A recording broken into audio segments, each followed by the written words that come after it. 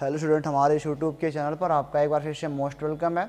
आज हम आपके लिए लेकर के आए हैं क्लास 12 का physics part second ray optics का लेक्चर नंबर अगला है। आज की टॉपिक हमारा है refraction.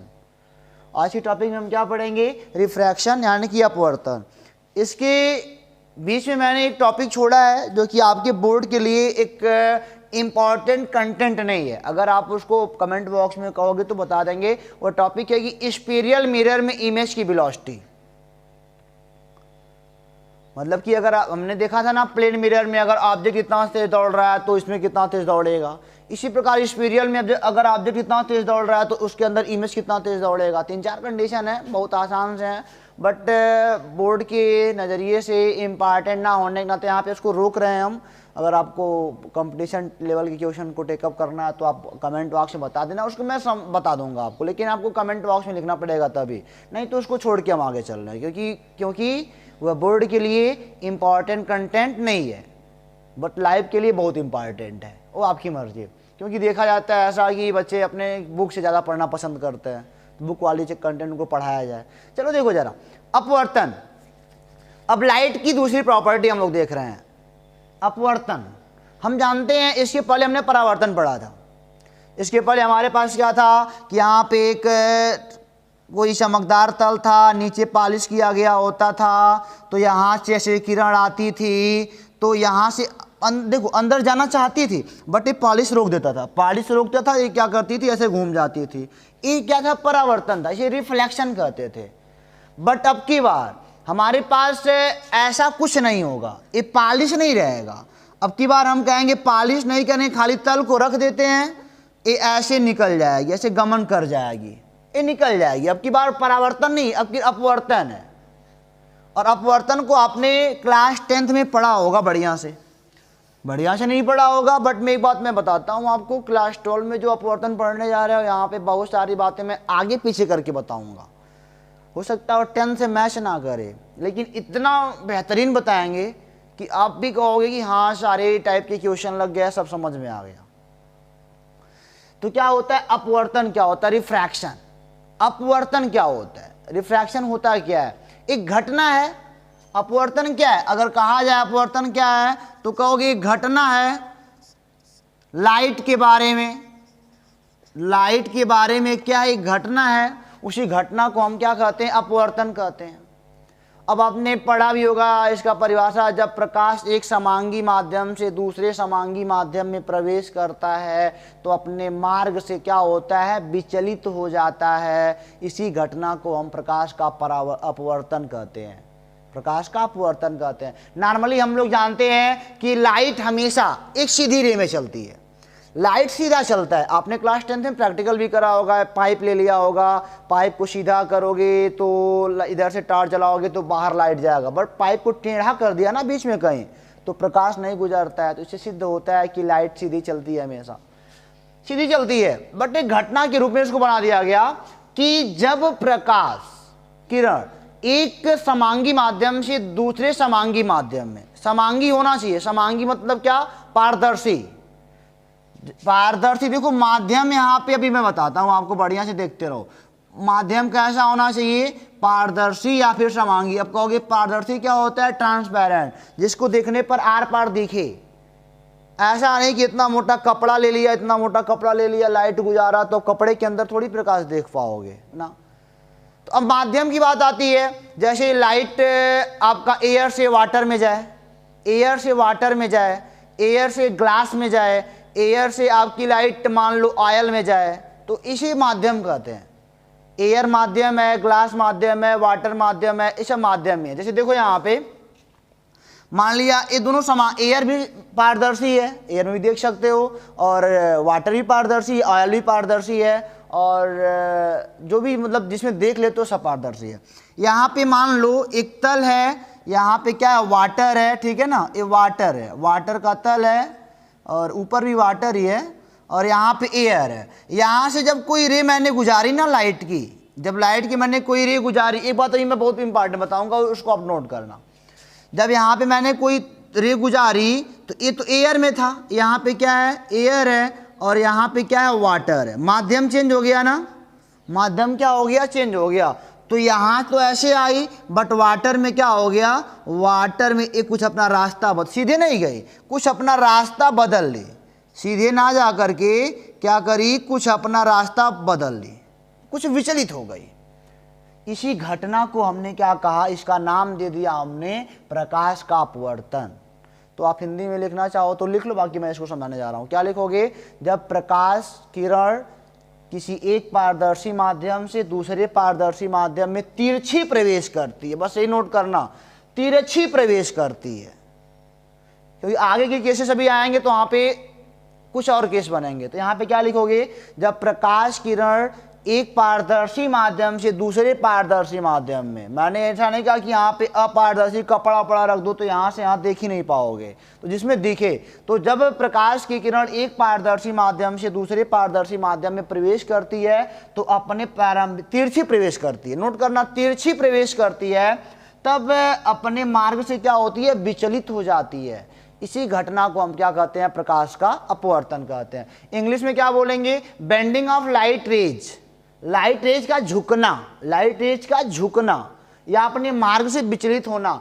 It passes from one medium to another medium, जब यह गुजरती है एक माध्यम से दूसरे माध्यम में, with different optical density.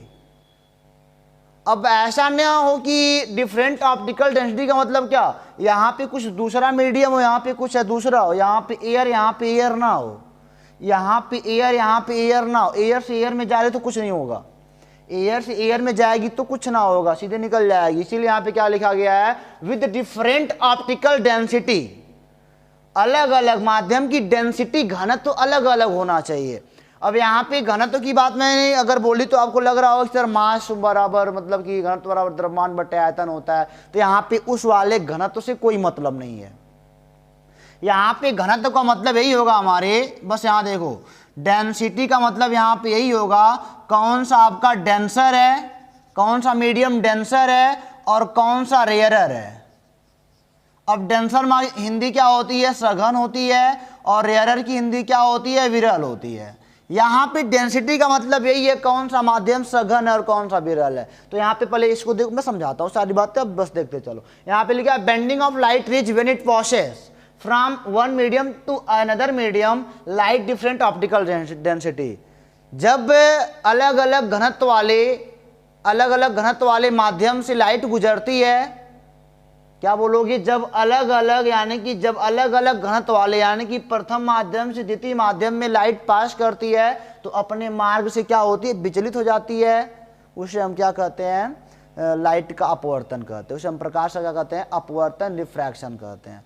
Bending of light rays का झुकना, when it passes from one medium to another medium, एक माध्यम से दूसरे माध्यम में जाने पर, विद डिफरेंट ऑप्टिकल डेंसिटी, मतलब कि एक, मतलब डिफरेंट ऑप्टिकल डेंसिटी कि एक माध्यम से दूसरे माध्यम में जब लाइट प्रवेश करती है तो अपने मार्ग से क्या होती है, विचलित हो जाती है। इसी घटना को हम क्या कहते हैं, प्रकाश का अपवर्तन कहते हैं। समझ गया ना। माध्यम कैसा होना चाहिए, ट्रांसपेरेंट, पारदर्शी हो, दोनों माध्यम कैसा होना चाहिए, पारदर्शी। अब बातें हैं डेंसर पे और रेयरर पे। डेंसर मीन्स क्या होता है, सघन, और रेयरर मीन्स क्या होता है, विरल। डेंसर मीन्स क्या होता है, सघन होता है, और रेयरर मीन्स क्या होता है, विरल होता है। सघन क्या होता है, जहां पे लाइट की रेस को चलने में बड़ी दिक्कत होती है। सघन मतलब घना होता है, सघन मतलब क्या होता है, घना होता है, और विरल मतलब क्या होता है, खाली खाली सा होता है। मान लो आप ही हो, मान लो आप एक आदमी हो और आप ऐसी चीज़ में चल रहे हो, ऐसे आप मान लिया कि गेहूं के खेत में चल रहे हो, सपोज कर लो 1 मिनट के लिए आप हो, अब आपकी गेहूं बढ़िया से लगा हुआ है, बहुत सघन गेहूं है, आप उसमें चल रहे हो, तो क्या तेज दौड़ पाओगे, नहीं दौड़ पाओगे, आपको चलने में दिक्कत होगी। बट मैंने कहा खाली मैदान है उसमें दौड़ो, बहुत तेज दौड़ोगे। तो गेहूं वाला खेत आपके लिए सघन माध्यम हो गया, और खाली वाला जो जगह है वो क्या हो गया, विरल माध्यम हो गया। सघन क्यों हुआ, क्योंकि आपको चलने में परेशानी हुई। तो जहां पे लाइट को चलने में परेशानी होगी वही उसके लिए डेंसर कहलाएगा। वही क्या कहलाएगा, वह क्या कहलाएगा, मतलब डेंसर ऑप्टिकल डेंसिटी। वह क्या कहलाएगा, डेंसर ऑप्टिकल डेंसिटी। यहां पे लिखना, medium in which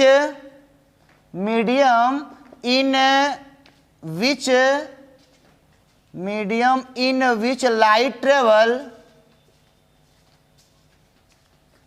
medium in which light travel slower, यानी कि ऐसा माध्यम जहां पे लाइट धीरे धीरे चलती है वह क्या कहलाएगा, वह कहलाएगा ऑप्टिकली डेंसर मीडियम। वह क्या कहलाएगा, ऑप्टिकली डेंसर मीडियम, घना माध्यम है उसके लिए। वैसे उसका मतलब कि किस डेंसिटी में चल रहा है, घने वाले में चल रहा है। यहाँ पे डेंसिटी का मतलब मास और वॉल्यूम से बिल्कुल नहीं है। यहाँ पे डेंसिटी का मतलब यही है कि जहाँ पे लाइट बहुत धीरे चल रही है, उसको चलने में दिक्कत हो रही है, चलने में दिक्कत हो रही है, तभी तो स्लो हुआ। Medium in which light travel slower, ऐसा माध्यम जहाँ पे लाइट स्लो हो जाती है, उसकी वेलोसिटी धीमी हो जाती है, उसे हम क्या बोलेंगे, ऑप्टिकली डेंसर मीडियम। और मीडियम क्या कहलाएगा, ऑप्टिकली डेंसर कहलाएगा, ठीक है ना। और अगर यहाँ पे ऐसे लिख लो, medium in which light travel faster, तेज चलती है, वह क्या कहलाएगा, optically rarer medium, optically rarer medium. तो ऐसा माध्यम जहां पे लाइट बहुत तेज चलती है उसे हम क्या बोलते हैं, ऑप्टिकली रेयरर मीडियम बोलते हैं। तो ऐसा माध्यम जहां पे लाइट आपकी स्लो ट्रेवल करती है, स्लो ट्रेवल करे, वह क्या कहलाएगा, वह कहलाएगा ऑप्टिकली डेंसर मीडियम। और जहां पे आपकी लाइट तेजी से चलती है, कोई दिक्कत ना है, कोई परेशानी ना है, जहां पे परेशानी वहां पे डेंसर, और जहां पे दिक्कत वहां पे, जहां पे कोई दिक्कत नहीं वहां पे क्या, रेयरर कहलाएगा। सघन माध्यम में लाइट की वेलोसिटी धीमी हो जाएगी और विरल में कोई प्रभाव नहीं पड़ना है, ठीक है ना। तो यही बात समझ लो। तो ये समझ में आ गया ना, इसीलिए मैंने लिखा bending of light rays when it passes from one medium to another medium with different optical density. Optical density different होना चाहिए, और दो ही ऑप्टिकल डेंसिटी है, और एक डेंसर और रेयरर है, बस दो ही है। एक की तुलना में कोई डेंसर होगा, कोई रेयरर होगा। इनकी तुलना में देखो जरा, एयर डेंसर है कि वाटर डेंसर है। आप पैसे ही समझ सकते हो कि यहाँ पे बहुत खाली खाली सा है, या इस पानी में दौड़ना अब इनको, ये क्या हो जाएगा, डेंसर हो जाएगा। इनकी तुलना में वाटर क्या है, डेंसर है। एयर की तुलना में वाटर कैसा, मतलब कि ऑप्टिकली मीडियम है, डेंसर ऑप्टिकली मीडियम है, ठीक है ना। और कोई क्या, वाटर की तुलना में एयर कैसा मीडियम है, तो बोलोगे रेयरर है, विरल है, आसानी से चल देगा। तो ये समझ में आपको आ गया ना। अब इसके आगे हमको पढ़ना है कि कौन सा माध्यम सघन है, कौन सा माध्यम विरल है, उसको अंक से पहचानो, ऐसे नहीं पहचानो, ठीक है ना। यानी कि अब आगे हम पढ़ने वाले हैं रिफ्रैक्टिव इंडेक्स। तो इसको मिटा के उसको दिखाते हैं बेटा। तो आपने देखा कि ऑप्टिकल डेंसिटी जो होती है ना, ऑप्टिकल डेंसिटी, प्रकाशिक घनत्व, यह दो होती है। एक हो गया डेंसर और एक क्या हो गया, रेयरर। एक हो गया सघन माध्यम हो सकता है, और एक ऐसा हो सकता है विरल हो सकता है। सघन विरल होना चाहिए, एक की तुलना में कोई ना कोई सघन होना चाहिए, कोई ना कोई विरल होना चाहिए। तो मतलब कि दो माध्यम को ही होना चाहिए, कुछ ना कुछ जरूर अंतर हो उनके ऑप्टिकल डेंसिटी में, कुछ ना कुछ जरूर अंतर हो। अब बात है कि ऑप्टिकल डेंसिटी को मेजर करना पड़ेगा, ऑप्टिकल डेंसिटी को मेजर करना पड़ेगा कि कौन ज्यादा, जिसका मान ज्यादा होगा वो सघन होगा। एक मान ढूंढना पड़ेगा। जिस सघन माध्यम और विरल माध्यम की पहचान करने के लिए हमको एक अंक चाहिए, ऐसा सोचा गया। कहानी बस है, बस देखते चलो। मैंने क्या कहा, सघन माध्यम और विरल माध्यम की पहचान के लिए हमको एक अंक की आवश्यकता पड़ी। उसी अंक को हमने क्या कहा, हमने लिखा two major optical density, two major optical density, यानी कि ऑप्टिकल डेंसिटी को मेजर करने के लिए हमको एक अंक चाहिए। अब कि कौन सघन है, कौन विरल है। अगर मतलब कि अंक ज़्यादा है तो ज़्यादा सघन है, अंक कम है तो विरल है, ऐसा कुछ माना जाता है। मतलब मान लो अगर 10 है, किसी की ऑप्टिकल डेंसिटी मान लो 10 है किसी माध्यम की, किसी की 5 है, तो 10 वाला ज़्यादा घना है। अब अंक से हमको पता करना है। तो जानते हो, ऑप्टिकल डेंसिटी को मेजर करने के लिए हमने एक अंक बनाया। उस अंक को हमने कहा अपवर्तनांक। ऑप्टिकल डेंसिटी को मेजर करने के लिए हमने एक अंक बनाया, उससे हमने कहा उस अंक को अपवर्तनांक का, इसे हमने नाम दिया रिफ्रैक्टिव इंडेक्स। इसे हम दिखा, या आर आई भी कह सकते हो, रिफ्रैक्टिव इंडेक्स को म्यू भी कह सकते हो आप, म्यू भी कह सकते हो, किताबों में म्यू भी लिखा जाता है, ठीक है ना। तो अब म्यू बताएगा कौन सा माध्यम घना है, कौन सा मतलब कि विरल है, कौन सा सघन है, कौन सा विरल है, म्यू की वैल्यू बताएगी। तो हमने क्या कहा कि ऑप्टिकल डेंसिटी को, मतलब कि कौन सा माध्यम, नोट कर लो, कौन सा माध्यम सघन है, कौन सा माध्यम विरल है, इसकी पहचान करने के लिए हमको एक अंक की आवश्यकता पड़ी। उसी अंक को हमने क्या नाम दिया, अपवर्तनांक। अब अपवर्तनांक क्या होता है, अपवर्तनांक एक अंक है जो बताता है कौन सा माध्यम कितना सघन है, कितना विरल है।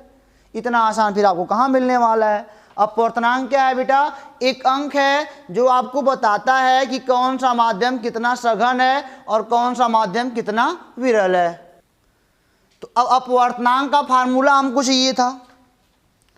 अब अपवर्तनांक का फार्मूला निकालने के लिए बताया क्या गया, म्यू इज इक्वल टू क्या होता है, म्यू बराबर C/V। अपवर्तनांक किसका होता है, अरे भाई माध्यम की बात करता है तो अपवर्तनांक माध्यम का ही होगा ना। अब वाटर का अपवर्तनांक कुछ और होगा, एयर का कुछ और होगा, जिसका ज़्यादा होगा वह घना होगा, जिसका कम होगा उसका क्या होगा, वो विरल होगा उसकी तुलना में। तो म्यू क्या है, रिफ्रैक्टिव इंडेक्स, इसी को हम क्या कहते हैं, रिफ्रैक्टिव इंडेक्स ऑफ मीडियम, माध्यम का अपवर्तनांक। तो यही तो बताएगा, माध्यम की बात यही कर रहा है ना। और यहाँ पे C क्या है, वेलोसिटी ऑफ लाइट, यहाँ पे C क्या है, velocity of light in air और वैक्यूम, इन एयर और वैक्यूम। एयर और वैक्यूम में आपकी लाइट की वेलोसिटी क्या है, और V क्या है, वह उसी लाइट की वेलोसिटी माध्यम में कितनी है। अगर माध्यम मान लो वाटर है तो वहाँ पे कितना है, एयर तो ये तो फिक्स है, कांस्टेंट वैल्यू है, ये क्या है, कांस्टेंट वैल्यू है। और V का मतलब क्या, V का मतलब क्या होगा, velocity of light, velocity of light in medium, air vacuum.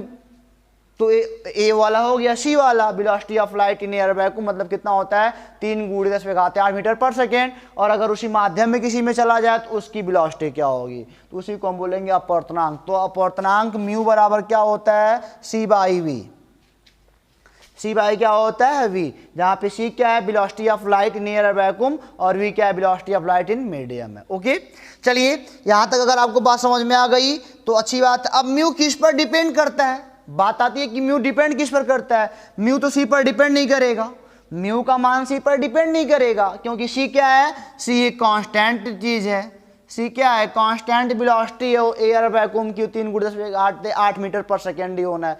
But V यह बदल सकता है, जैसा मीडियम होगा वैसा V का मान होगा, यानी कि mu proportional to 1/V, mu proportional to 1/V। Mu किस पर डिपेंड करता है, प्रकाश की चाल पर, मीडियम में प्रकाश की चाल पर, माध्यम में प्रकाश की चाल पर। म्यू कोई बोलेगा किस पर डिपेंड करता है, तो क्या बोलोगे, माध्यम में प्रकाश की चाल पर। अगर माध्यम में प्रकाश की चाल धीमी हुई, मुझे पता है सघन होगा, प्रकाश की चाल धीमी क्यों हो रही है, क्योंकि माध्यम सघन है, पता भी यहां से निकाल लो। V का मान जितना ही कम होगा, V का मान जितना कम होगा, म्यू का उतना ज्यादा आएगा, म्यू का मान कितना उतना ही क्या आएगा, ज्यादा आएगा। तो ज्यादा आने का मतलब क्या, यह डेंसर डेंसिटी है, ऑप्टिकली डेंसर है, यह क्या ऑप्टिकली डेंसर है। और अगर V का मान ज्यादा हुआ, V का मान ज्यादा हो गया तो म्यू का मान ऑटोमेटिक कम आएगा। आप समझ सकते हो, ये बातें बहुत बार पढ़ाई गई हैं। तो ये क्या हो जाएगा आपका, ये हो जाएगा आपका रेयरर मीडियम हो जाएगा, डेंसर है। तो समझ गया ना, ये रिफ्रैक्टिव इंडेक्स क्या होता है, एक अंक होता है। क्या बोलोगे, refractive index is a number who tells us velocity of light in mediums में कितना हो सकता है, कम की ज्यादा। तो अगर V का मान कम हो रहा है तो म्यू का मान ज्यादा है, समझ सकते हो। और अगर V का मान ज्यादा है तो म्यू का मान कम है, म्यू का मान कम यानी कि विरल है, म्यू का मान ज्यादा यानी कि क्या, सघन है, तभी उसको दिक्कत हो रही है चलने में। समझ गया हमारी बात को ना। तो अब इसको नोट करके अब थोड़ा मोड़ा एग्जाम्पल आपको दिखाता हूँ, नोट कर लो, मिटा के एग्जाम्पल। हर एक कड़ी में पढ़ाता हूँ आपको कि इतनी बातें अपने माइंड में सेट कर लो। तो मिटाता हूँ तो तक आप सेट कर लेते हो माइंड में, ठीक है। इसको मिटा कुछ एग्जाम्पल आपको दिखाता हूँ। तो अगर बच्चों वास्तव में बात किया जाए, जैसे मैंने लिखा है रिफ्रैक्टिव इंडेक्स ऑफ ग्लास 1.5 होता है, वास्तव में ही होता है। रिफ्रैक्टिव इंडेक्स ऑफ डायमंड 2.4 होता है। ओके, तो ये वास्तव में रिफ्लेक्टिव इंडेक्स ग्लास का 1.5 क्या बताता है, 2.4 क्या बताता है, ये जानना बेहद जरूरी है। नहीं तो पहली बात तो ये जान लो कि रिफ्रैक्टिव इंडेक्स बराबर जो बना है ये सूत्र C/V, यह क्या है, वायु या निर्वात में प्रकाश की चाल, और क्या माध्यम में प्रकाश की चाल, और ये क्या है आपका माध्यम का अपवर्तनांक। तो माध्यम का अपवर्तनांक क्या बताता है कि माध्यम में प्रकाश की चाल वायु में प्रकाश की चाल से कितने गुना ज्यादा या कम है। माध्यम में अगर रहेगा ज्यादा तो हो नहीं पाएगा, ज्यादा नहीं हो सकता, कभी भी कम ही रहेगा। वायु से सब कमी में चलेंगे, ये जान लो ये बात। ये क्या बताता है कि जो माध्यम में प्रकाश की चाल है वह वायु में प्रकाश की चाल से कितने गुना कम है। रिफ्रैक्टिव इंडेक्स क्या बताता है, अपवर्तनांक लिख लो। अपवर्तनांक बताता है कि माध्यम में प्रकाश की चाल वायु में प्रकाश की चाल से कितने गुना कम है, अनुपात है ना, बताता है। तो यहाँ पे मैंने लिखा है रिफ्रैक्टिव इंडेक्स ऑफ ग्लास यानी कि 1.5 होता है, तो यहाँ पे 1.5 लिखोगे तो C/V आएगा, और यहाँ पे ऐसे लिखोगे तो V बराबर कितना आएगा, C/1.5। यानी कि इसका मतलब क्या, 1.5 मैं आपको दे दूं तो क्या होगा कि आप बोलोगे कि ग्लास में प्रकाश की चाल, ग्लास में प्रकाश की चाल वायु में प्रकाश की चाल से, ग्लास में प्रकाश की चाल वायु में प्रकाश की चाल से 1.5 गुना कम है। देखो ये वायु में प्रकाश की चाल बट्टे 1.5, ये क्या है माध्यम में प्रकाश की चाल। यानी कि जो माध्यम में प्रकाश की चाल है, यानी ग्लास में जो प्रकाश की चाल है वायु में प्रकाश की चाल का 1/1.5 है, यानी कि 1.5 गुना कम है। ऐसे कह सकते हो, इसको ऐसे भी कह सकते हो। सारी बात किससे हो रही है, इसकी तुलना में हो रही है, माध्यम या फिर वायु से हो रही है। सारी तुलना किससे हो रही है, माध्यम की तुलना किससे हो रही है, निर्वात या फिर वायु से। माध्यम की तुलना किससे हो रही है, निर्वात या वायु से। कंपैरिजन हमेशा निर्वात और वायु से अपवर्तनांक में होता है, जान लो। और यही अभी बताता है कि जो ग्लास का अपवर्तनांक है ना, ग्लास का अपवर्तनांक है, जो ग्लास का अपवर्तनांक है ना, वह क्या है कि वायु या निर्वात के अपवर्तनांक, वायु या निर्वात के अपवर्तनांक से 1.5 गुना ज्यादा है, 1.5 गुना ज्यादा है। ये क्या बताता है, इसको कैसे बोलोगे कि जो ग्लास का अपवर्तनांक है ना वायु के अपवर्तनांक से 1.5 गुना ज्यादा है, उतना सघन है। वायु से कितना गुना सघन है, 1.5 गुना सघन है। इसी प्रकार यहाँ पे भी मैं इसको और मतलब कि और ज्यादा समझाता हूँ। यहाँ पे लिखा है रिफ्रैक्टिव इंडेक्स ऑफ डायमंड 2.4 होता है, तो इसका मतलब क्या कि जो डायमंड का माध्यम है ना वह वायु के माध्यम से 2.4 गुना सघन है। बोलना सीखो पहले, इसको तुम लिखना कि जो डायमंड का माध्यम है वह वायु के माध्यम से 2.4 गुना क्या है, सघन है। और इसकी वेलोसिटी की बात किया जाए तो डायमंड में प्रकाश की चाल वायु में प्रकाश की चाल से कितना है, 2.4 गुना कम है। चाल तो समझ में आ रहा है कि सर आपने ऐसे बोल दिया, चाल समझ में आ रहा है ना कि सर आपने ऐसे बोल दिया कि हाँ इस वास्तव में कम है, लेकिन ये नहीं थोड़ा मोड़ा समझ में। आपका सवाल हो सकता है कि ग्लास का अपवर्तनांक है ना वायु के अपवर्तनांक से 1.5 गुना ज्यादा है, ये थोड़ा समझ में नहीं आया। चलो एक काम करते हैं, मैंने कहा कि म्यू बराबर C/V में, यह तो अपना मतलब कि लाइट की वेलोसिटी निर्वात या फिर किस में है, वायु में है। और मान लो ये वाला माध्यम भी वायु ही हो, मान लो ये वाला भी माध्यम क्या हो, वायु हो, तो वायु में प्रकाश की चाल कितनी होती है, तो कहोगे सर जी उतना होता है 3.0 गुणे 10⁸ नौक होगा। और जो माध्यम भी हमने वायु ले लिया तो यहाँ भी कितना आएगा, 3.0 गुणे 10⁸ म्यू का मान आएगा 1। यानी कि एयर के लिए एयर का अपवर्तनांक कितना होता है? 1 होता है। कोई पूछे एयर का अपवर्तनांक कितना होता है, तो अपवर्तनांक का लगाओगे फार्मूला म्यू अपार और सी बाई बी, और सी क्या है? निर्वात या वायु प्रकाश की चाल, और आपका माध्यम भी क्या है? निर्वात, अरे वायु ही है। थोड़ा मोड़ा फर्क होता है, निर्वात का 1 होता है और वायु का 1.003 होता है, तो लगभग एक ही उसको ही मानते हैं, तो दोनों एक ही मानते हैं, ठीक है ना। तो म्यू बराबर हो जाएगा इतना बट इतना, म्यू का मान नहीं कहा गया, एक किसका है? यह कहोगे सर वायु का अपवर्तनांक है।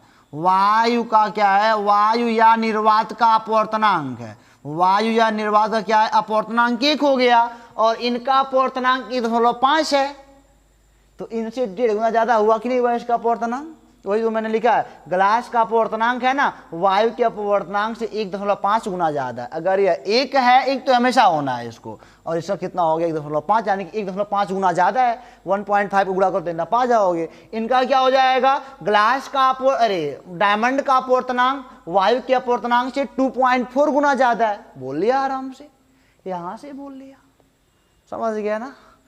कोई दिक्कत? ऐसे कुछ भी बोल सकते हो। मान लो किसी का अपवर्तनांक किसी माध्यम का 3 हो, तो इसका अर्थ क्या होगा? इसको तुम लिखना अपने मन से कि अपवर्तनांक कितना ज्यादा होगा, प्रकाश पर क्या प्रभाव पड़ेगा उस पर। ओके, चलिए, तो अब आता है, एक होता है इसी में एब्सोल्यूट, आपको मिलेगा एब्सोल्यूट रिफ्रैक्टिव इंडेक्स, यानी कि निरपेक्ष अपवर्तनांक। इसे हम क्या कहते हैं? निरपेक्ष अपवर्तनांक। निरपेक्ष अपवर्तनांक में केवल एक का मीडियम होता है, ये जान लो। निरपेक्ष अपवर्तनांक अगर कोई पूछता है तो उसमें क्या होता है? केवल एक मीडियम होता है, मतलब कि एक तो एयर फिक्स है और दूसरा केवल एक मीडियम होगा, उसे निरपेक्ष अपवर्तनांक कहते हैं। इसके क्या बोलेंगे? निर्वात में प्रकाश की चाल तथा माध्यम में प्रकाश की चाल के अनुपात को निरपेक्ष अपवर्तनांक कहते हैं। क्या बोलोगे? निर्वात में प्रकाश की चाल था वायु में प्रकाश, निर्वात या वायु में प्रकाश की चाल था माध्यम में प्रकाश की चाल के अनुपात को निरपेक्ष अपवर्तनांक कहते हैं। आपकी किताब में भी लिखा है, ऐसे लिख सकता है, निर्वात के सापेक्ष किसी माध्यम के अपवर्तनांक को, निर्वात के सापेक्ष किसी माध्यम के अपवर्तनांक को क्या कहते हैं? निरपेक्ष अपवर्तनांक कहते हैं। निर्वात के सापेक्ष किसी माध्यम, निर्वात के सापेक्ष किसी माध्यम, एक निर्वात हो और एक माध्यम हो। निरपेक्ष के लिए एक निर्वात होना चाहिए और एक माध्यम होना चाहिए, उसे हम बोलते हैं निर्वात के सापेक्ष। निर्वात के सापेक्ष वही है ना, निर्वात के सापेक्ष इस ग्लास का अपवर्तनांक 1.5 है, तो यह क्या है? इसे निरपेक्ष अपवर्तनांक कहते हैं। यह क्या है? निरपेक्ष अपवर्तनांक। निरपेक्ष वाले में, एब्सोल्यूट वाले में क्या होगा? एक निर्वात होगा और एक क्या? निर्वात का तय है। एब्सोल्यूट में नोट कर लो, एब्सोल्यूट में ना निर्वात का होना तय है, निरपेक्ष में निर्वात का होना तय है। अब कोई माध्यम हो सकता है, तो निर्वात के सापेक्ष किसी माध्यम के अपवर्तनांक को हम क्या कहते हैं? निरपेक्ष अपवर्तनांक कहते हैं। ऐसा ना कहना कि ग्लास के सापेक्ष वाटर का, ऐसा कुछ नहीं, निर्वात होना तय है। तो निर्वात के सापेक्ष किसी माध्यम के अपवर्तनांक को हम क्या बोलते हैं? निरपेक्ष अपवर्तनांक बोलते हैं। यानी कि दो माध्यम होगा, एक निर्वात वाला होगा और एक हमारा कोई माध्यम होगा, उसी प्रकार दोनों में चलाना है, निर्वात तय है। ओके, तो ये बात समझ में आ गई। इसको मिटा के थोड़ा आगे चलते, 1 मिनट। अच्छा, और क्या आगे चलना, यहीं पे समझ लो। अच्छा, ऐसा कोई सवाल हो सकता है कि म्यू का मान क्या 1 से कम हो सकता है क्या? एक सवाल बढ़िया बनेगा। 1 से तो बहुत ज्यादा हो सकता है, पता नहीं अनंत तक जा सकता है, किस कौन सा माध्यम कैसा, अभी पूरा जांच पड़ताल थोड़ी हुआ है, लेकिन फिर भी अभी तक जो देखा आपने उसमें हमेशा 1 का मान ज्यादा ही, मतलब कि म्यू का मान 1 से ज्यादा ही पाया हो। तो मैंने आपसे कहा कि क्या म्यू का मान 1 से कम हो सकता है क्या? म्यू का मान क्या 1 से कम हो सकता है क्या? सवाल बढ़िया बनेगा। इस पे आपसे ऑप्शनल नहीं पूछेगा तो बोलोगे ना, म्यू का मान 1 से कम कभी नहीं हो सकता है। म्यू का मान ऑलवेज 1 से बड़ा होगा। म्यू का मान क्या होगा? ऑलवेज 1 से बड़ा होगा, फिक्स है। म्यू का मान हमेशा हमेशा के लिए 1 से बड़ा होगा। क्यों? क्योंकि म्यू बराबर क्या होता है? C/V होता है। म्यू बराबर क्या होता है? C/V होता है। और बेटा ऐसा कोई भी चीज ना, बिना मतलब ऐसा कोई माध्यम ना बना जैसे प्रकाश का चाल इससे कहीं ज्यादा हो। अगर सपोज कर लो यह 1 से अगर कम करना है तो 3 × 10⁸ मीटर पर सेकेंड, और कोई माध्यम में प्रकाश की चाल इनसे ज्यादा होना चाहिए, तभी तो 1 से कम पाओगे। सपोज कर लो अंक के लिए, मान लो यहाँ पे 4 है तो यहाँ पे 5 होना पड़ेगा, तभी तो 1 से कम आएगा, लेकिन 5 कभी होगा नहीं। माध्यम में प्रकाश की चाल पक्का कुछ ना कुछ घटेगा, तो कुछ ना कुछ घटेगा, तो 4 से 3 जरूर होगा, और 3 जब हुआ तो 1 से ज़्यादा होना है। कुछ भी 3.99 ले लोगे तब भी 1 से ज़्यादा होगा, 1 से ज़्यादा तय हमेशा है। तो आप ये भी नोट कर लो कि अपवर्तनांक का मान हमेशा 1 से ज़्यादा ही होता है, 1 से कम नहीं होता है। यह बात नोट कर लो, बहुत इंपॉर्टेंट है। अब इसके आगे बताने वाला जो चीज़ ना काफ़ी मज़ेदार है कि कहाँ कहाँ मतलब कि प्रकाश का अपवर्तन नहीं होता है, बस देखते चलो, मज़ा आने वाला है, इसको मिटाते हैं तब। तो अब देख लेते हैं बेंडिंग ऑफ लाइट, यानी कि प्रकाश का विचलन। यहाँ पे यानी कि प्रकाश का झुकना भी कह सकते हो, बेंडिंग ऑफ लाइट, प्रकाश का झुकना या विचलन कह सकते हो, ठीक है ना। कैसे कैसे होता है विचलन, कब कब होता है, कैसे होता है और किस प्रकार होता है। एक केस है, देख लो। पहले केस में हमारे पास मान लो कोई दूसरा माध्यम है, यहाँ पे यह है, मान लो मीडियम फर्स्ट है, यह क्या है, मीडियम फर्स्ट है, और यहाँ पे मीडियम क्या हो गया, चेंज हो गया, तो मीडियम सेकेंड नाम दे दिया हमने इसका। यहाँ अब देखो एक बात, तो μ1 मैंने बताया ना, μ1 का मान ज़्यादा होगा तो डेंसर कहलाएगा, μ1 का कम होगा तो रेयरर कहलाएगा।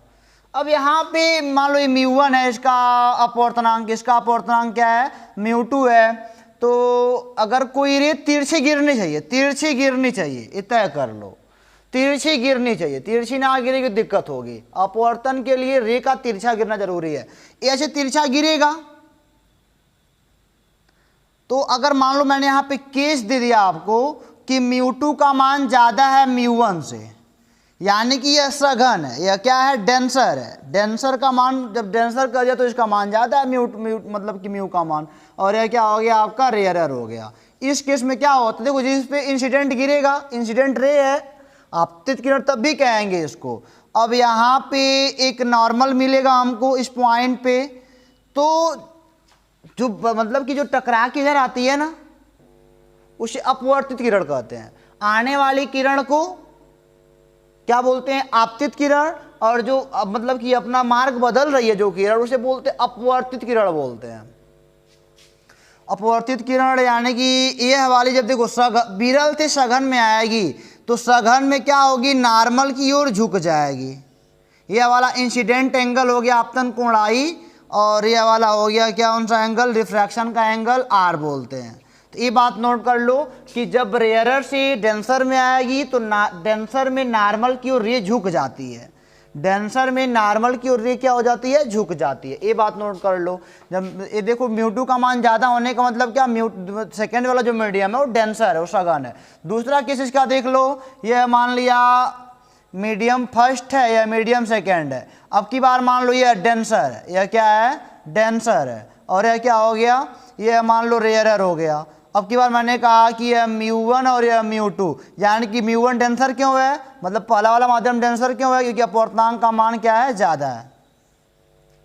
चलो यहाँ पे ये गुजारी मैंने, इंसिडेंट हो गया, रिफ्रैक्टेड रे, अपवर्तित रिफ्रैक्टेड रे कहते हैं। ये नॉर्मल हो गया, ये इंसिडेंट एंगल हो गया। अब ये वाली क्या होती है, जब विरल सघन से विरल में आएगी तो नॉर्मल से रे क्या हो जाएगी, दूर भाग जाएगी। इसे क्या बोलते हैं, रिफ्रैक्टिव वाला angle, refractive angle. Refractive angle चाहे मतलब कि क्या बोलते हैं, रिफ्लेक्टिव एंगल, रिफ्लेक्टिव दो बातें हैं, पर एक परावर्तित एक अपवर्तित होता है। तो ये हमेशा नॉर्मल से ली जाती है, ये सब एंगल हमेशा नॉर्मल थे, कभी कंफ्यूज ना होना। ये सब एंगल हमेशा कहाँ से लेते हैं, नॉर्मल से लेते हैं। तो समझ गए ना, ये लाइट की बेंडिंग यही है। आपको माध्यम मिलेगा, सघन मिलेगा, विरल मिलेगा। जहाँ पे सघन माध्यम में अगर विरल से सघन में आएगी तो सघन में नॉर्मल की ओर झुक जाएगी, और अगर सघन से विरल में आएगी तो विरल में नॉर्मल से दूर भाग जाएगी। नॉर्मल की ओर झुकेगी, नॉर्मल से दूर भागेगी। दुई केस ही आपके पास है। और ऐसे भी केस हैं जहाँ पे लाइट बेंड नहीं होता, लाइट झुकता नहीं है। दो केस ऐसे, इसको नोट कर लो, तो रे मतलब कि ऐसे रे का चलना है वाला। ऐसे दो केस हैं, दो केस ऐसे हैं जहां पे लाइट बेंड नहीं होता है। वह दो केस अगर आपको समझ में आता है, बता सकते हो तो बोल दो। बोल तो सर पाएंगे नहीं, तुम तो बोल रहे हो, खुद तो हम कैसे बोलेंगे, तुम बोलो। तुम बोले ना, हमको कहीं बोलने को बोल रहे हो। चलो मैं बोलता हूँ। टू केस ऐसे हैं जहां पे लाइट बेंड नहीं होती है। हम क्या बोलेंगे, there are two cases, there are two cases where light no bends, जहां पे लाइट झुकती नहीं है। अब एक देखो, एक हो गया आपका नॉर्मल इंसिडेंस वाला केस। नॉर्मल, पहला केस क्या है, नॉर्मल इंसिडेंस। नॉर्मल इंसिडेंस अगर आपको ना याद है तो इसके पहले मैंने बताया है आपको क्या होता है, जहां पे आपतन कोण का मान 0 होता है। यानी कि यह मतलब कि कोई भी माध्यम हो, या μ1 का माध्यम हो, μ2 का माध्यम हो, कोई माध्यम हो, अगर यह सीधे इसी पे गिर रही है, यानी कि यही आपका आपतित वाला किरण है, यही पॉइंट है, इसी पे नॉर्मल ही बनेगा। नॉर्मल और आपतित किरण के बीच का एंगल आई बराबर क्या हो जाएगा, 0। इसी को हम बोलते हैं नॉर्मल इंसिडेंस का केस। तो सीधे क्या हो जाएगी, निकल जाएगी। तो यहाँ पे लाइट की रे बेंड नहीं करती है, यहाँ पे लाइट की रे नहीं झुकेगी आपकी। कोई भी माध्यम हो, कोई भी, चाहे दोनों सेम माध्यम हो, चाहे दोनों अलग अलग माध्यम हो, कुछ भी हो, लाइट की रे नहीं झुकेगी। कब, जब आपका नॉर्मल इंसिडेंस का केस आएगा। What is normal incidence case, तो बोलोगे वेयर आई इक्वल टू, मतलब कि angle I equal to 0, that's the normal incidence case होता है। यहाँ पे लाइट ना झुकेगी, इसी सीधे परपेंडिकुलर गिरती है। अगर नॉर्मल मतलब कि इंसिडेंट पॉइंट पर परपेंडिकुलर ही है आपतन बिंदु पर, अगर रे आपकी आपतन बिंदु पर परपेंडिकुलर हो जाती है तो दैट टाइम तल के, तो हम क्या बोलेंगे कि नॉर्मल इंसिडेंस का केस, यहाँ पे लाइट बेंड नहीं करेगी। दूसरा देखो केस, एक केस ऐसा भी है कि अगर तिरछा भी गुजर जाए ना, ये सीधी निकल जाएगी। ये क्या हो जाएगी, यहाँ भी देखो बेंड नहीं किया। बेंड क्यों नहीं किया होगा, क्योंकि दोनों माध्यम सेम रहे होंगे, μ1 और μ2। यानी कि μ1 बराबर जब μ2 रहेगा ना, यहाँ पे μ1 बराबर μ2 रहे चाहे ना रहे कोई दिक्कत नहीं है, लेकिन यहाँ पे जब μ1 बराबर μ2 होगा तो दैट टाइम तब भी नहीं झुकेगी, सीधी निकल जाएगी, जैसे डालोगे वैसे निकल जाएगी। तो ये दो केस हैं जहाँ पे लाइट बेंड नहीं करती है। ये कौन सा केस है, जब दोनों माध्यम का अपवर्तनांक बराबर हो जाएगा तो दैट टाइम लाइट बेंड नहीं करेगी, लाइट नहीं झुकेगी, लाइट अपना मार्ग नहीं बदलेगी, लाइट का मार्ग से अपने विचलन नहीं होगा। बहुत सारे ऐसे बातें हैं, तो इसको आप नोट कर लीजिए। अब इसके बाद हम कुछ फार्मूले बताते हैं, तो उसके बाद वीडियो क्लोज करेंगे। फिर आगे जो भी है ना, अपवर्तन का नियम, स्नेल का नियम, आपको सब बताएंगे, बस देखते चलो, और अगले वीडियो में बताएंगे उसको। इसमें नहीं, इसमें खाली सीखो अभी क्या क्या करना है, और इसमें सीखने के बाद आप तमाम क्वेश्चन कर सकते हो, ये हमारी गारंटी ले सकते हो। इसको मिटा के आगे चलते हैं। तो चलो, मान लिया कि जो लाइट की रे है ऐसे आ रही है, फार्मूले की ओर हम लोग बढ़ना चाह रहे हैं। यहाँ पे ए मान लो μ1 का है अपवर्तनांक, ए माध्यम का अपवर्तनांक μ2 है। क्या आप देख पा रहे हो, नहीं देख पा रहे हो, अभी देखने ना, हाँ अब देख रहे हो। ए मान लो μ1 का अपवर्तनांक वाला माध्यम है, μ2 के अपवर्तनांक वाला माध्यम है। और अगर मैंने कहा कि यह आपका रेयरर है, विरल है, और ये क्या है, डेंसर है, सघन है, तो यहाँ पे अगर लाइट की रे ऐसे गिरेगी तो दैट टाइम यहाँ पे नॉर्मल बनेगा, और ये इंसिडेंट एंगल होगा, और ये ऐसे क्या होगी, झुक जाएगी। ये आपका होगा रिफ्रैक्टेड एंगल, रिफ्रैक्टेड एंगल, ठीक है। चलिए, चलो मान लिया कि इस वाले मीडियम में लाइट की वेलोसिटी v1 हो, इस वाले मीडियम में लाइट की वेलोसिटी v2 है। पहले वाले माध्यम में लाइट की वेलोसिटी v1 है, सेकेंड वाले मीडियम में लाइट की वेलोसिटी क्या है, v2 है। तो आप जानते हो कि μ1 बराबर क्या हो जाएगा, μ1 जो इसका अपवर्तनांक वाला फार्मूला c/v1 हो जाएगा, समीकरण नंबर 1, और μ2 बराबर क्या हो जाएगा, c/v2 हो जाएगा, समीकरण नंबर 2। दो इक्वेशन तैयार हो गए हमारे, दोनों को एक भाग दे दो। तो आप बोलोगे, मैंने बोला अगर 2 भागा 1 से कर दिया जाए इसको, 2 भागा 1 से, तो हो जाएगा μ2/μ1 is equal to c/v2 upon c/v1, c से c कट जाएगा, μ2/μ1 इज इक्वल टू कितना आएगा, v1/v2। μ2/μ1 को हमने जानते हो क्या कहा, हमने कहा μ2/μ1 को हमने नाम दे दिया μ2 1। इसका मतलब क्या हो जाएगा, refractive index of second medium, refractive index of second medium with respect to first medium. यहाँ पे देखो बगल में म्यू लिखा है, इसे बोलते हैं μ2 1, यानी कि क्या हो जाएगा, refractive index of second medium with respect to first medium. बोलने का तरीका, लिखने का तरीका आपके भाषा में, फिजिक्स के लैंग्वेज में, refractive index of second medium with respect to first medium, यानी कि μ2 = 1 = μ2 / μ1।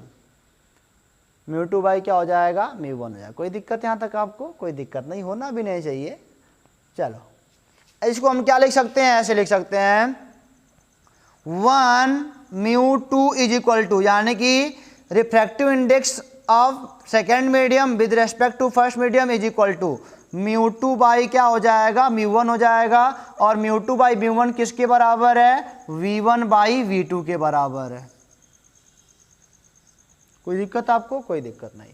ये फार्मूला आपका तैयार हो गया यहाँ पे, मतलब कि refractive index of second medium with respect to first medium = μ2 by μ1 = v1 by v2। दूसरे का अपवर्तनांक बटे पहले का अपवर्तनांक बराबर पहले में वेग बराबर बटे दूसरे में वेग। ये सब ध्यान देके चलना है, सारे में आप बातें समझ रहे हो। अब यहाँ पे हमने एक चीज़ पढ़ा है, v बराबर f लैम्डा। ये सब क्लास 11 की चीज़ें आपने नहीं पढ़ा होगा, 10th में भी याद, यहाँ भी आपको याद ही तब करना पड़ेगा। v बराबर क्या होता है, f लैम्डा होता है, ठीक है ना, कि ये लाइट की वेलोसिटी है और ये क्या है, फ्रीक्वेंसी है उसकी, और ये क्या उसका मतलब उस तरंग दैर्ध्य की लंबाई है। वेवलेंथ है लैम्डा, पढ़ा होगा आपने। ये फ्रीक्वेंसी है, सोर्स से जो लाइट निकल रहा है उसकी फ्रीक्वेंसी है। और v क्या है आपका, वेलोसिटी ऑफ लाइट है। वेलोसिटी ऑफ लाइट और ये मतलब कि वेवलेंथ क्या होते हैं, ये मीडियम पर डिपेंड करते हैं, ये मीडियम पर डिपेंड करते हैं। यानी कि velocity of light in medium, medium की बात है, सीना है, v है, ध्यान देना, v and lambda is depends on medium. Medium कैसा है उसके ऊपर डिपेंड करेंगे, उनके अंदर चाल क्या होगी, सघन है कि विरल है तो चाल घटेगा बढ़ेगा, चाल सघन है तो वेवलेंथ थोड़ा छोटा हो जाएगा, ये सब ऐसा होता है।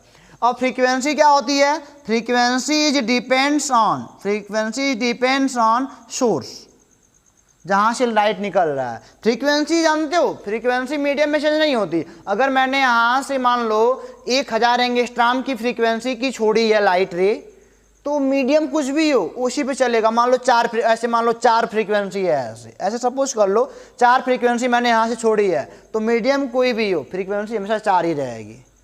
सोर्स ने जो फ्रीक्वेंसी दे दी वही फ्रीक्वेंसी बनी रहेगी, सोर्स ने जो फ्रीक्वेंसी दे दी वही फ्रीक्वेंसी क्या रहेगी, बनी रहेगी, ये जान लो। तो यहाँ पे हम लोग लिख सकते हैं v बराबर f लैम्डा होता है ना, तो v1 बराबर क्या हो, अब यहाँ पे देखो जरा, लाइट रे तो यही है, यहाँ पे मान लो रेड वाला चल रहा हो तो यहाँ भी तो रेड वाला ही आ रहा है, सोर्स तो वही है, जो सोर्स यहाँ पे लगा था सोर्स इनके लिए भी, इस वाले मीडियम के लिए भी वही सोर्स है, इस वाले मीडियम के लिए भी वही सोर्स है। तो क्या फ्रीक्वेंसी बदलेगी, नहीं बदलेगी, लेकिन वेलोसिटी चेंज हो जाएगा मीडियम के हिसाब से और लैम्डा भी चेंज हो जाएगा। तो आप बोलोगे पहले वाले के लिए बोलोगे v1 = f लैम्डा 1 और v2 = f लैम्डा 2। f नहीं बदलेगा, f कहाँ बदलेगा। तो अब यहाँ पे 1 μ2 = μ2 बाई μ1 = v1 बाई v2 और v1 बराबर क्या है, f लैम्डा 1 और v2 बराबर क्या है, f लैम्डा 2। f कैंसिल हो जाएगा, 1 μ2 = μ2 by μ1 = v1 by v2 = lambda 1 by lambda 2। यानी कि refractive index of second medium with respect to first medium = refractive index of second medium upon refractive index of first medium = velocity of light in first medium upon velocity of light in second medium = wavelength of light in first medium and upon wavelength of light in second medium. ये formula आपके लिए बहुत ही important है, इसको मिटा के हम 1-2 question करेंगे, फिर वीडियो को क्लोज करेंगे, फिर आगे पढ़ा जाएगा स्नेल का नियम जो भी मिलेगा। तो इसको आप समझ में आपको आ गया ना, v बराबर f लैम्डा, v और f मीडियम पर डिपेंड करते हैं, फ्रीक्वेंसी मीडियम पर डिपेंड नहीं करती, इतना सोर्स से फ्रीक्वेंसी दे दिया उतना बना रहेगा वो। तो इसको मिटा के कुछ सवाल करते हैं। तो अभी भी आपने वाला फार्मूला पढ़ा 1 μ2 यानी कि refractive index of second medium with respect to first medium = μ2 by μ1 = v1 by v2 = lambda 1 by lambda 2। चलिए देखिए जरा, यहाँ पे अगर मैं कह सकता हूँ कि ए मान लो म्यू है, ए डब्लू है, ए जी है, यानी कि refractive index of water with respect to glass. Formula बनाने का प्रयास करते हैं। Refractive index of water with respect to glass क्या हो जाएगा, ये हो जाएगा refractive index of water upon refractive index of glass. अब यहाँ पे ग्लास में वेलोसिटी ऑफ लाइट और यहाँ पे वाटर में वेलोसिटी ऑफ लाइट, यहाँ पे वेवलेंथ इन ग्लास, यहाँ पे वेवलेंथ इन वाटर। समझ गया ना। तो इसी के बेस पे आप ऊपर नीचे कर लो। यहाँ पे खाली उल्टा होता है और ये सब सीधा होता है, याद करने के लिए। खाली रिफ्रैक्टिव इंडेक्स के लिए उल्टा होता है, डब्लू ऊपर जी नीचे, और बाकी में जी ऊपर डब्लू नीचे होता है। ठीक है। एक सवाल मैंने लिखा है, velocity in water of light 2.25 multiply by 10⁸ metre per second, और velocity of light in glass is equal to 2.0 multiply by 8 metre per second. तो दैट टाइम मैंने पूछा कि रिफ्रैक्टिव इंडेक्स ऑफ वाटर बताओ, रिफ्रैक्टिव इंडेक्स ऑफ ग्लास बताओ, water glass का बताओ। तो देखो सिंगल मीडियम है, यहाँ पे म्यू डब्लू है, ठीक है ना। रिफ्रैक्टिव इंडेक्स ऑफ वाटर है, यहाँ पे कोई मीडियम ना है, तो यह एब्सोल्यूट है। एक ऐसा है रिफ्रैक्टिव इंडेक्स एब्सोल्यूट है, जब यहाँ पे कोई मीडियम ना रहना, मैंने सिंगल मीडियम पर खाली है वाटर बस। एक पक्का एयर आएगा, यहाँ पे कुछ और थोड़ी लिखा, यहाँ पे जी थोड़ी लिखा, ये एब्सोल्यूट इसे बोलते हैं। जहाँ पे केवल एक ही मीडियम हो तो दूसरा वाला ऑटोमेटिक क्या आ जाएगा, निर्वात वाला आ जाएगा। तो म्यू बराबर क्या बोला हमने, सी अपॉन वी, और वी क्या होता है, लाइट की मीडियम में वेलोसिटी, तो लाइट की वेलोसिटी किसमें, वेलोसिटी लाइट की वाटर में। तो ये क्या हो जाएगा, 3.0 गुणे 10⁸ मीटर पर सेकेंड। ये तो बेटा ये क्या होता है, मात्रहीन होता है, ये कट जाएगा नीचे नीचे। ये कितना हो जाएगा, इसमें कितना है 2.25 मल्टीप्लाई बाई 10⁸, ये कट जाएगा, ये आएगा 300/225, 5 × 30, 5 × 20, 5 × 15, 4 × 60, 15 × 45, 4/3 आएगा।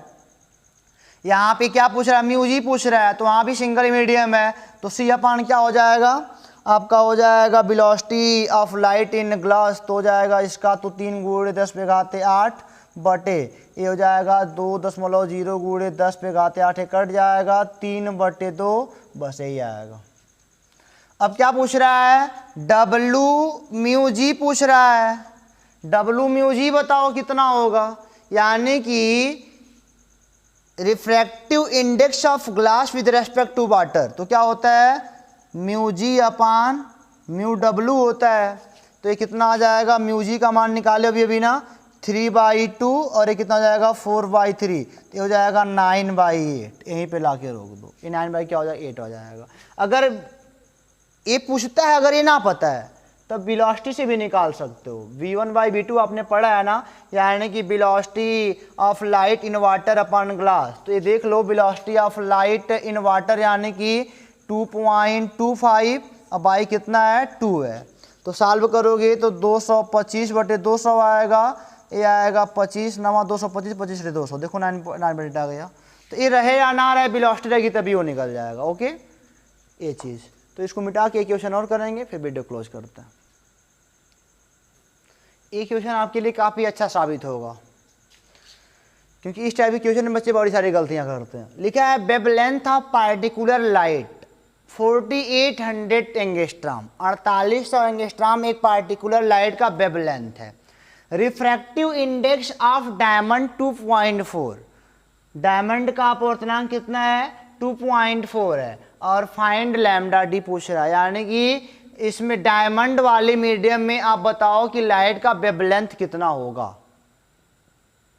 यहाँ पे आपको खाली डी भर दिया है डायमंड पर, यानी कि म्यू डी भर आप यहाँ पे पाए हो, बस म्यू डी का मान कितना दिया है, वो भी दिया है आपको रिफ्रैक्टिव, हाँ इसका मान 2.4 दिया है, इसका मान कितना दिया 2.4 दिया है बस। अब क्या करोगे, यहाँ पे अगर कोई माध्यम ना है तो यहाँ पे क्या लोगे, निर्वात लोगे। यहाँ पे कोई माध्यम नहीं है तो निर्वात या फिर एयर ले लो, एयर। यहाँ पे हो जाएगा ए म्यू डी, और ए म्यू डी का फार्मूला क्या बनेगा, mu D by mu A. ये भाई 2.4 क्या है, निर्वात के सापेक्ष माध्यम का अपवर्तनांक है। अभी मैं इसको भी दिखाता हूँ। ए म्यू ये हो गया, ए इज इक्वल टू, हमने पढ़ा है, अगर ये पढ़ लिया यानी कि अगर ए म्यू डी बराबर यह हो गया तो हम बोलेंगे वेलोसिटी इन एयर या वैक्यूम, फिर velocity in a diamond is equal to lambda in air और फिर vacuum lambda in D. Okay, अब यहाँ पे है 2.4 है। अब ये जानते ही हो 2.4 होगा, इसका मान 1 होता है, इसका मान आप जानते हो 1 होता है। अब भाई अब निरपेक्ष वायु का पूछोगे अपवर्तनांक क्या होता है, 1 होता है तो पता निकाला भी गया है इसको। और वास्तव में ये पूरा क्या है, चाहे म्यू डी बोलो चाहे mu D by mu A बोलो, चाहे म्यू डी बराबर 2.4 बोलो, क्योंकि इसी के सापेक्ष बात होती है ना, इसका 1 होता है तो कोई फर्क नहीं पड़ता है। तो 2.4 अपान 1 कर सकते हो equal to lambda A upon lambda D. तो वेवलेंथ ऑफ पर्टिकुलर लाइट हमको कुछ नहीं दिया था तो इसको मान लेंगे एयर में है, तो यहाँ पे हो जाएगा 2.4 मल्टीप्लाई बाई 4800 एंगस्ट्राम बटे म्यू डी, और हो जाएगा अरे लैम्डा डी हो जाएगा 4800 एंगस्ट्राम बटे 2.4 भाग दोगे तो डायमंड में वेवलेंथ कितना आ जाएगा 2000 एंगस्ट्राम का। तो उम्मीद करते हैं कि सारे क्वेश्चन आपने अच्छे तरीके से समझने का प्रयास किया, समझा भी है, और आपके बुक में ऐसे तमाम क्वेश्चन लगाते रहो। अब देखो स्नेल का नियम नहीं पढ़ाया तब भी बड़े बड़े कारनामे कर लिए। तो फिर मिलेंगे आपसे अगले वीडियो में स्नेल के नियम के साथ। हो सकता है वीडियो की क्वालिटी थोड़ी ख़राब हो क्योंकि लाइट रात में वीडियो बन रहा है, तो फिर भी पढ़ते रहो, हंसते रहो, जो समझ में ना आया बताते रहो। All the best.